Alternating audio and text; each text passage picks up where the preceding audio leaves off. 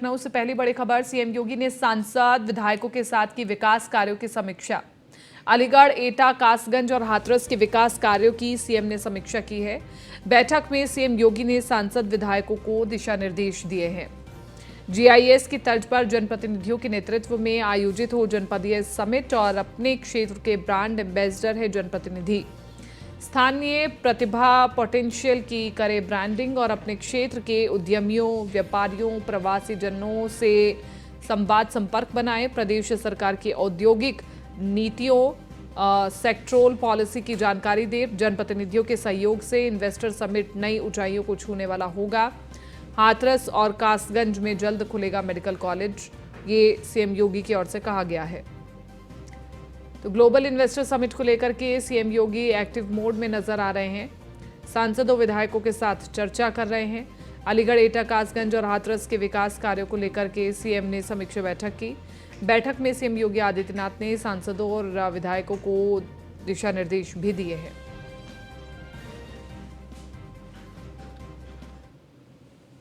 और वहीं इससे पहले सीएम योगी ने मंडलों के जनप्रतिनिधियों के साथ विकास कार्यों की समीक्षा की। आगरा, सहारनपुर, आजमगढ़, झांसी और मुरादाबाद मंडल के विकास कार्यों की समीक्षा की गई। जनप्रतिनिधियों को सीएम योगी आदित्यनाथ ने बैठक में कई दिशा निर्देश दिए। सीएम योगी ने कहा कि ग्लोबल इन्वेस्टर समिट की तर्ज पर जनपदीय इन्वेस्टर समिट हो। इन्वेस्टर समिट का जनप्रतिनिधि नेतृत्व भी करे।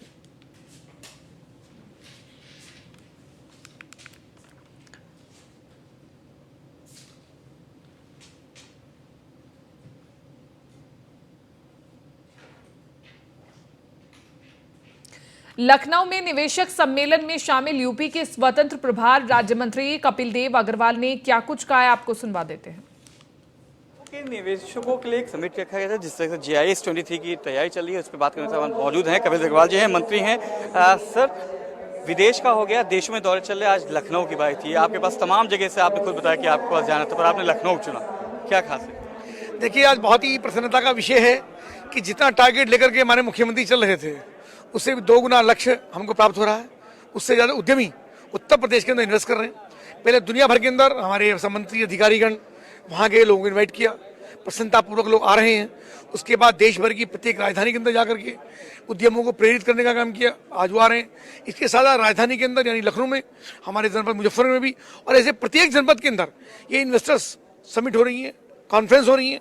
लोगों को मोटिवेट किया जा रहा है, लोगों को इस बात का भरोसा दिलाया जा रहा है कि माननीय मुख्यमंत्री योगी आदित्यनाथ जी जिस प्रकार से उन्होंने कानून व्यवस्था का दम भर करके और सड़क पर आज जितना गुंडागर्दी, दमन, व्यापारी के साथ लूट, एक डर, भय, खौफ जो उद्यमी और व्यापारी के अंदर होता था, उसको खत्म करने का मुख्यमंत्री ने किया है। और जब लोग पलायन करते थे, वो पलायन आज खत्म हुआ है और लोग उत्तर प्रदेश के अंदर बहुत आशा की नजरों से देख रहे हैं।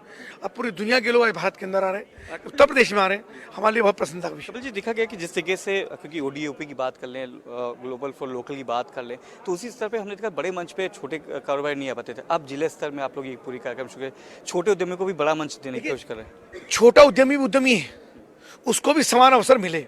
जो छोटा है तो वो कल बड़ा होगा, तो अगर उनका छोटा इन्वेस्टमेंट भी है तो उसका भी उतना ही सम्मान है जितना बड़े का है।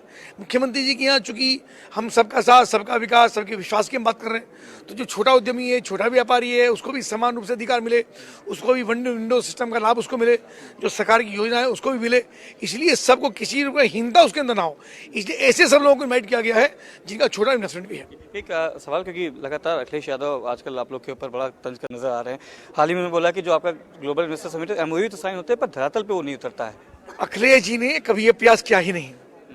अखिलेश जी की सरकार हमेशा व्यापारी को, उद्यमी को बहुत खराब दृष्टि से देखती थी, और मुख्यमंत्री जी के आगमन के बाद उन सबको आज मौका मिला है अपना विस्तार करने का, अपने व्यापार और व्यवसाय को विस्तार करने का, अपने उद्योग विस्तार करने का।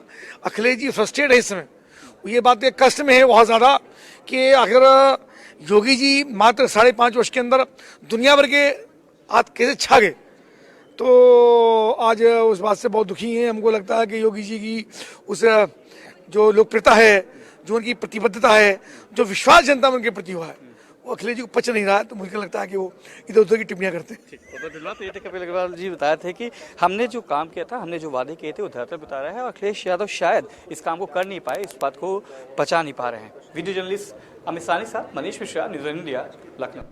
राजधानी लखनऊ में आयोजित निवेशक सम्मेलन में शामिल केंद्रीय राज्य मंत्री कौशल किशोर ने क्या कुछ कहा, आपको सुनवाते हैं।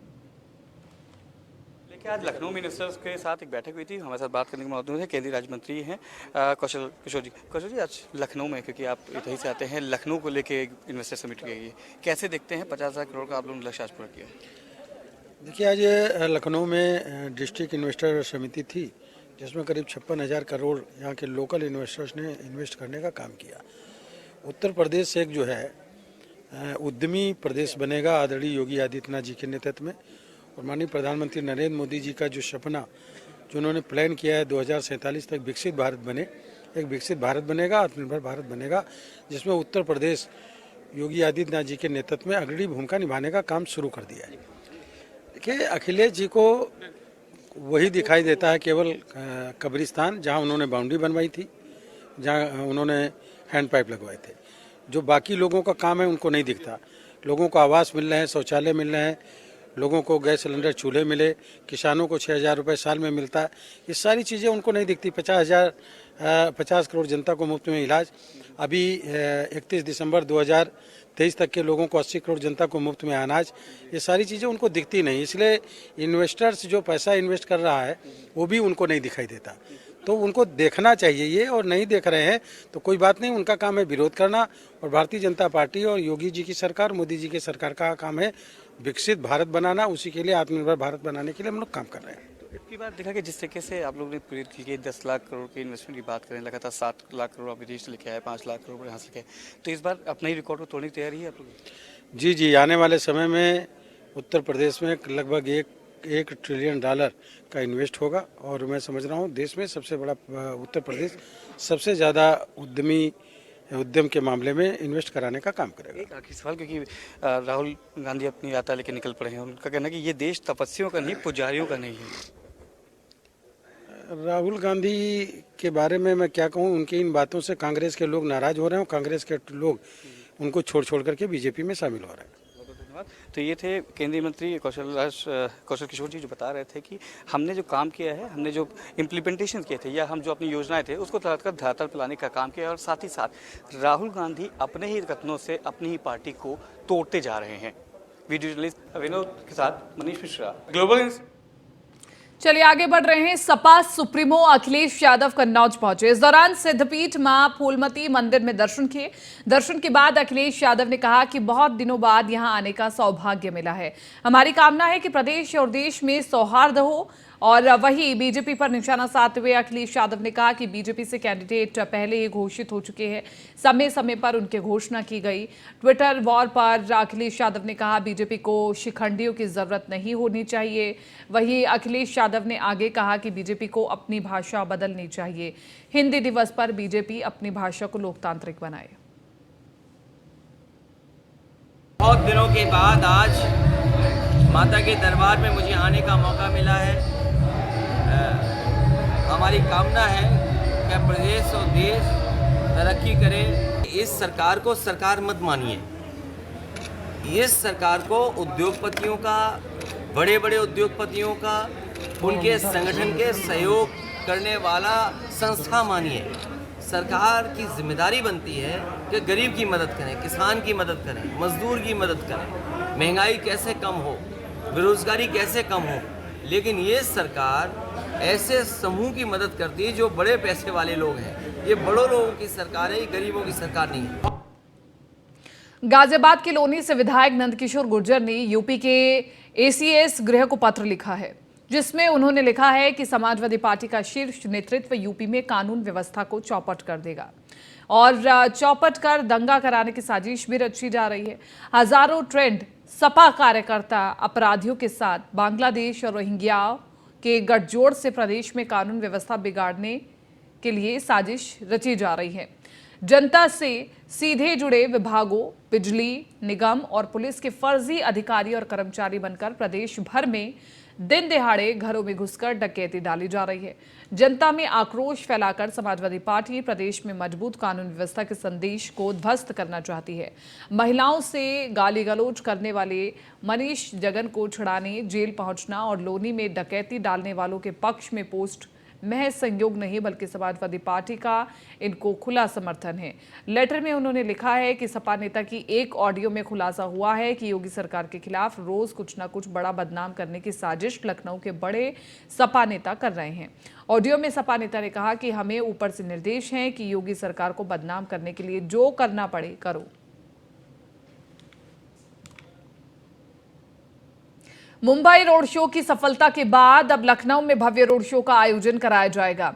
औद्योगिक विकास मंत्री नंदकिशोर नंदी के नेतृत्व में रोड शो का आयोजन होगा।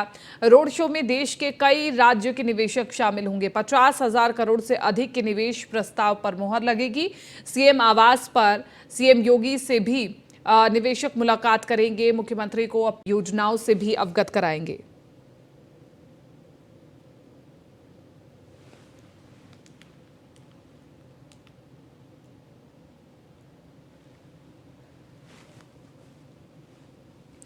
गोरखपुर में 11 से 13 जनवरी तक चंपा देवी पार्क में गोरखपुर महोत्सव का आयोजन होगा। फिल्म जगत के गायक कलाकार गोरखपुर महोत्सव में 4 चांद लगाएंगे, जिसकी तैयारी अब अंतिम चरण में चल रही है। सुरक्षा सहित कलाकारों के रहने खाने की व्यवस्था का जायजा लिया हमारे संवाददाता हरेंद्र दुबे ने। गोरखपुर जिले में 3 दिनों तक चलने वाले गोरखपुर महोत्सव की तैयारी अंतिम चरण में चल रही है।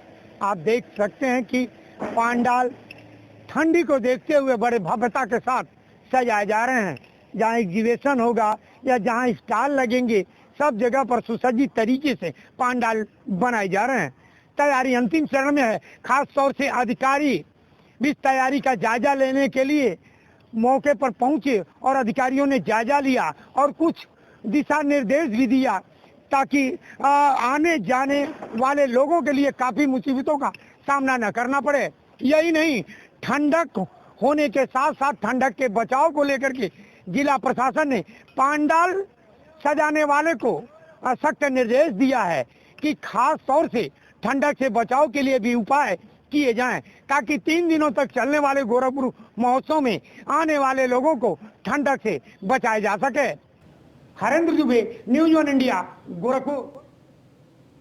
कांग्रेस नेता राहुल गांधी के उस बयान को लेकर पुजारियों में आक्रोश है, जिसमें उन्होंने कहा था कि ये देश तपस्वियों का है, पुजारियों का नहीं। राहुल गांधी के बयान से नाराज बागपत में पुजारियों ने राहुल गांधी का पुतला फूंककर आक्रोश जताया। कोतवाली इलाके के पंचवटी मंदिर पर पुजारी संगठन ने बयान के विरोध में प्रदर्शन किया। एक बचकाना बयान आया है कि ये देश तपस्वियों का देश है और पुजारियों का नहीं है। मैं राहुल गांधी जी से एक प्रश्न करना चाहता हूं कि इस समाज में पुजारी होता क्या है? क्या उन्हें पुजारी शब्द का पता है? पुजारी उसको कहा जाता है। आप सभी यहाँ सभी ब्राह्मण भी खड़े हैं, अनेकों व्यक्ति खड़े हैं। मैं आपसे ही पूछता हूँ, क्या आप भगवान की पूजा करते हैं? और अगर आप भगवान की पूजा करते हैं तो आपको क्या कहा जाता है? पुजारी कहा जाता है। फिर तो ये देश आपका भी नहीं है। और अगर ये तपस्वियों का देश है, 7 नवंबर 1966 को जब कांग्रेस की सरकार थी और स्वामी कृपात्री जी महाभाग के नेतृत्व में आदेश में जब वो हत्या विरोध आंदोलन हुआ था, उस समय सोनिया गांधी, इंदिरा गांधी जी ने जो गोलियां चलवाई थी, उस समय वो तपस्वी थे क्या थे? उन तपस्वियों पर जो गोलियां चलवाई थी तब किसकी सरकार थी? क्या तब वो तपस्वियों का देश नहीं था? एक बचकाना बयान आया है। हापुड़ में बोरवेल में फंसे बच्चे को एनडीआरएफ की टीम ने रेस्क्यू कर बाहर निकाला है। करीब 3 घंटे तक बोरवेल में मासूम मावियान फंसा रहा। आपको बता दें कि 50 फीट गहरे बोरवेल में मासूम मावियान फंसा था।